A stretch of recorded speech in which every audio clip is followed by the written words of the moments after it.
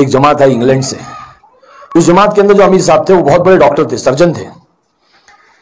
تو ہمارے بھائی نے ان سے بھی کہا کہ امیر صاحب ہمارے بھائی چھوٹے فلموں میں کام کرتے ہیں لیکن ملاقات نہیں کرتے, کیا کیا جائے؟ تو امیر صاحب نے اپنا وزٹنگ کارڈ ہمارے بھائی کو دیا اور کہا کہ جا کے ان کو دینا اور کہنا کہ انگلینڈ سے جماعت آئی ہے, اس میں نوجوان بچے ہیں جو ان کی ساری فلمیں دیکھے ہیں اور ان کے فین ہیں, ان سے ملنا چاہتے ہیں. تو ہمارے بھائی نے ہم کو کارڈ لا کر کے دیا, کہا کہ بھائی وہ ڈاکٹر صاحب ہے, بہت بڑے ڈاکٹر ہے, دیکھو ان کی جماعت آئی ہے انگلینڈ سے اور ان میں سب نوجوان بچے ہیں اور وہ آپ کے فین ہیں, آپ سے ملنا چاہتے ہیں. تو میں نے کہا کہ ٹھیک ہے انشاءاللہ ملاقات کریں گے. تو ایک وقت طے ہوا, امیر صاحب ہمارے بھائی اور کچھ ساتھی آئے. تو میں نے کہا ہمارے بھائی سے کہ کہاں ہے ڈاکٹر صاحب؟ تو بتلایا کہ یہ ہے ڈاکٹر صاحب. تو یہ تو مولوی صاحب ہے. میرے ذہن میں تھا کہ ڈاکٹر تو سوٹ بوٹ میں ہوں گے, سوٹ بوٹ ٹائی لگا کر کے کوئی ڈاکٹر آئے گا, اتنا بڑا ڈاکٹر ہے, اتنا بڑا اس کا پوسٹ ہے. تو کہنے لگے کہ نہیں یہی ڈاکٹر صاحب جو ہے یہی ہے اور یہ سنت لباس میں سنت طریقے میں آئے ہیں. تو بڑا متاثر ہوا میں کہ اچھا ڈاکٹر بھی ایسے رہتے ہیں. بولے ہاں. پھر انہوں نے 1 گھنٹے مجھ سے انگریزی میں انگلش میں جو ہے بات کی, کیونکہ ان کو ہندی نہیں آتی تھی. تو انگلش میں انہوں نے مجھ سے بات کی, میں بہت متاثر ہوا. پھر اس کے بعد میں انہوں نے میری تشکیل کی, کہا کہ بھئی آپ مرکز میں ہمارے ساتھیوں سے ملنے کے لیے آ جائیں. ہفتے کے دن جو ہے وہ وہاں کا اجتماع کا دن تھا. تو کہا کہ ہمارے ساتھیوں سے ملنے, نوجوان بچے آپ سے ملنے کے لیے بڑے منتظر ہیں, آپ کو بہت چاہتے ہیں, آپ کے فین ہیں, آپ آ جائیں. تو میں نے کہا کہ ٹھیک ہے میں آ جاؤں گا. میں چلا گیا. تو جیسے ہی میں مسجد میں گیا تو بچے سب لوگ میرے پیچھے, راکی آ گیا, راکی آ گیا, کیونکہ اس وقت بڑی شہرت تھی اور وہ جیسے ایک نام مل گیا تھا, جو فلم میں نام تھا راکی وہی نام پڑ گیا تھا. تو میں جو ہے وہاں پہ گیا مسجد میں, تو ایک کمرے میں مجھے لے آ کر کے بیٹھا دیا. تو وہاں پہ بات ہو رہی تھی, میں سن رہا تھا. وہ ساتھی کہہ رہے تھے کہ اللہ نے دین میں کامیابی رکھی ہے. اور مجھے نہیں معلوم تھا دین کس کو کہتے ہیں. میں سمجھنے لگا کہ دین مطلب دن اور رات. تو میں نے سوچا کہ یار یہ کہہ رہے دن میں کامیابی ہوتی ہے, ہمارے وہاں تو رات میں کامیابی ہوتی ہے, موج مستی تو رات میں ہوتی ہے فلم انڈسٹری میں. تو خیر سمجھ میں تو آئی نہیں, بات ساری اوپر سے چلی گئی. پھر جو ہے میں نے بات سنی کے بعد میں سارے نوجوان بچے آئے, مجھ سے ملاقات کی, مسافے کیے. بہت نورانی چہرے تھے ان کے ماشاءاللہ, صافہ بانا ہوئے تھے, چہرے پہ داڑھی تھی, خوبصورت ایک دم پیارے پیارے چہرے. بڑا میں مل کر کے خوش ہوا ان لوگوں سے. پھر ان لوگوں نے مجھ سے درخواست کی کہ آپ ہمارے ساتھ کھانا کھا لیں. تو میں پہلی بار مسجد میں ان لوگوں کے ساتھ میں جو کھانا کھانے بیٹھا تو سیدھا سادہ سا کھانا تھا. تو میں اکثر کہتا ہوں کہ وہ تبلیغ کی دال نے حرام کی بریانی چھوڑا دی. تو وہ دال میں اتنی لذت تھی, اتنی کشش تھی, اتنا مزہ آیا. پھر میں نے دیکھا کہ کچھ نوجوان بچے سنت طریقے سے بیٹھے ہوئے تھے. اکڑو طریقہ جو ہوتا ہے, 2 زانوں ایسے بیٹھتے ہیں نا. تو میں نے پوچھا یہ ایسے کیوں بیٹھ کے کھانا کھا رہے ہیں؟ تو بولے سنت طریقہ ہے, اللہ کے نبی کے طریقے میں بڑی کشش ہوتی ہے. تو وہ کشش میرے دل کو اثر کری. میں نے بولا یہ ایسے کیوں بیٹھ کے کھانا کھا رہے ہیں؟ تو بولے یہ جو ہے سنت طریقہ, اللہ کے نبی اس طرح سے بیٹھ کر کے کھانا کھایا کرتے. تو میرے دل میں بات آئی, اگر آدمی اس طرح سے بیٹھ کر کے کھانا کھائے گا تو اس کی پرسنالٹی بہت اچھی رہے گی. کیونکہ ہمارے اس دور میں ہم کو ہمارے جسم کی, ہماری پرسنالٹی کی, ہماری فگر کی بہت ہم کو فکر ہوتی تھی, کیونکہ یہی ہماری دکان تھی, اسی سے ہماری روزی روٹی چلتی تھی. تو میرے دل میں بات آئی کہ تو بہترین طریقہ ہے تو کھانا کھانے کا.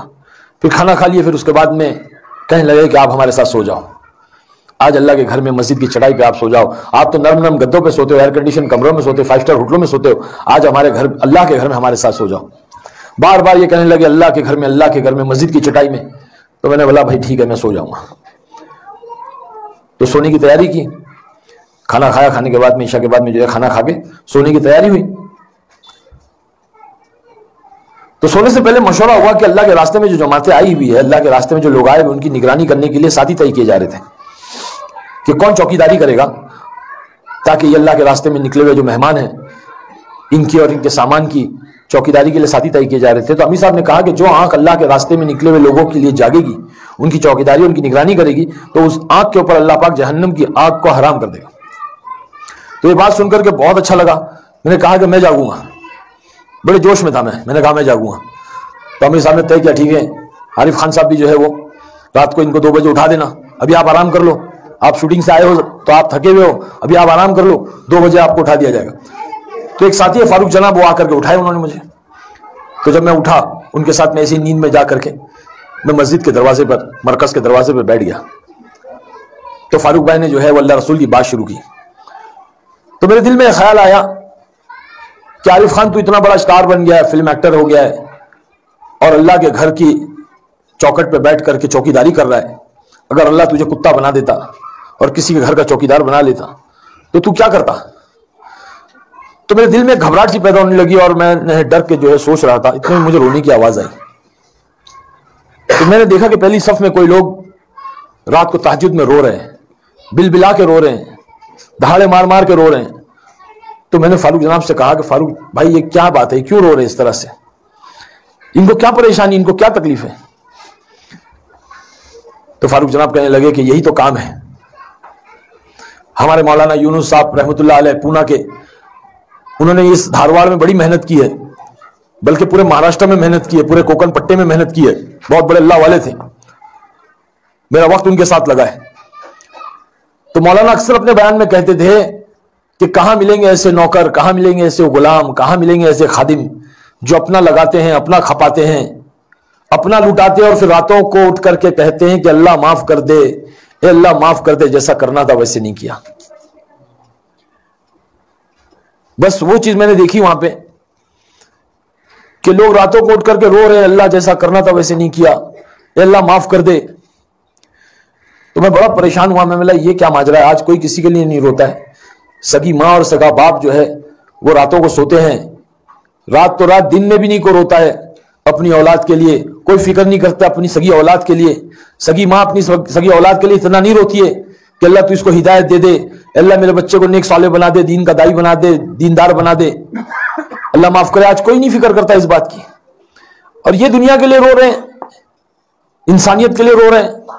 تو بڑا تعجب ہوا, بڑا دکھ ہوا. میں اٹھ کر کے گیا, میں نے وضو کیا, اور میں نے پہلی بار تہجد کی 2 رکعت نماز پڑھی. نماز تو آتی نہیں تھی پڑھنے کے لیے صحیح ڈھنگ سے, بس نماز پڑھ لی اور اللہ سے دعا کی, اللہ اگر یہ سچے ہیں, ان کا رونا سچا ہے, ان کا یہ کام سچا ہے, اللہ تو جانتا ہے میں تو گنہگار ہوں, تو مجھے ہدایت دے دے اور ان کے ساتھ مجھے جوڑ دے. بس وہ وقت جو تھا وہ ہدایت کا وقت تھا. وہ کہتے ہیں نا کہ اللہ پاک جب ہدایت دینا چاہتا ہے تو ذرہ نواز ہے, اس کو بندے کی ایک ادا, ایک بات پسند آ جاتی ہے تو اللہ قبول کر لیتا ہے. تو مجھے لگتا ہے کہ جب میں 2 رکعت پڑھ کے اللہ سے میں نے دعا کی تو اللہ نے مجھے قبول کر لیا, اور اس کے بعد میں جا کر کے سو گیا, اور سونے کے بعد میں اللہ نے وہ نیند نصیب کی, وہ نیند نصیب کی جو مجھے زندگی میں کبھی ویسی نیند نہیں ملی. وہ سکون کی نیند اللہ کے گھر کی چٹائی میں اللہ نے نصیب کی, جو مجھے بڑی بڑی 5 اسٹار ہوٹلوں میں اور جو ہے مجھے نرم نرم گدوں میں وہ نیند نہیں ملی.